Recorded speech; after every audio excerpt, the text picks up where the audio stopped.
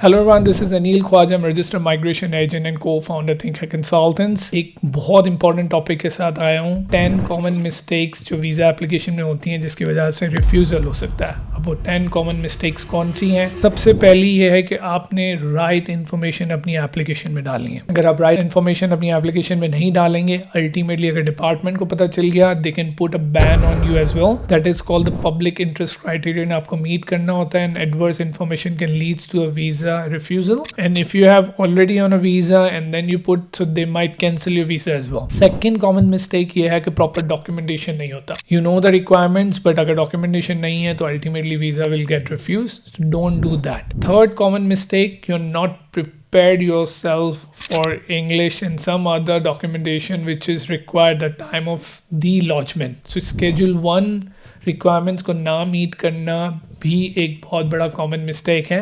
Now what schedule 1 है? Schedule 1 ये है कि आपको इतनी एप्लीकेशन या बेसिक इन्फॉर्मेशन डॉक्यूमेंट्स हो कि आपकी एप्लीकेशन वैलिड हो जाए। That's called schedule 1। Then schedule 2 is where case officer या इमिग्रेशन आपसे उस पर रिक्वेस्ट मांग सकता है down the line during the processing. So ये 3 कॉमन मिस्टेक्स हैं। इसके बाद ये है डॉक्यूमेंट सही से रीनेम नहीं करना, लगा देना। That can leads to a delay in the visa application and ultimately a refusal if case officer is not in a good mood. Fifth, non registered migration agents को हायर करना जो कि आपकी एप्लीकेशन को सबोटाज करते हैं। Wrong documents लगा के भी रिफ्यूजल आता है। फिर एक और जो कॉमन मिस्टेक है वो ये है कि आप जो है एप्लीकेशन को राइट टाइम पे जो उनकी रिक्वेस्ट आती है उसको सबमिट नहीं करते। अब काफ़ी लोग वेट करते हैं डिपार्टमेंट का, but being a migration agent myself we don't wait for the request. अगर हमने स्केड्यूल 2 के लिए डॉक्यूमेंट्स छोड़े भी हैं तो वी सजेस्ट कि हम उसको जल्दी से सबमिट करें रादर देन वेट करें for the request.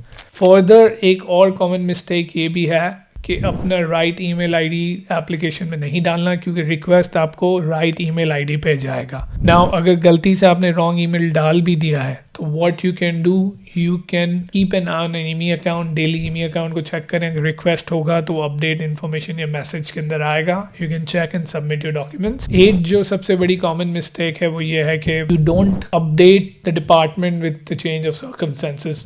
Lots of people have change their employments, addresses, phone numbers, but they don't inform the department. अगर डिपार्टमेंट ने आपको कांटेक्ट करने की कोशिश की and if they not able to, then ultimately they may reject your application. 9th, medicals right time पे नहीं करवाना। जैसे ही आपकी एप्लीकेशन लॉन्च होती है अपने माइग्रेशन एजेंट से हैप आईडी लें और फौरन अपना मेडिकल करवाएं। Sometimes case officer are in so hurry और वो देखते हैं कि सब कुछ कंप्लीटेड है और हैप आईडी से एग्जामिनेशन भी हुआ है, they can grant you the visa. Otherwise it's will delay और might get a refusal if again वही बात है कि वो पूरा जंबल अप हो जाएगा कि अगर उन्होंने कांटेक्ट किया, आपने नहीं किया, 28 डेज में मेडिकल नहीं करवाया, they'll reject the application.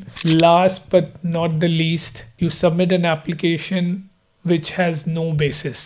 For instance, आपने requirement meet नहीं किया, still application launch कर दिया है, then ultimately you get a rejection. And see, Australian immigration पे visa fees are very expensive. So if you're taking risk, you need to know what you're doing. Otherwise, it's a big blunder. And again, department do see कि अगर आपका पुराना refusal है तो that will impact your new refusal as well. I hope these all points you will consider when lodging or processing a visa application. Thank you.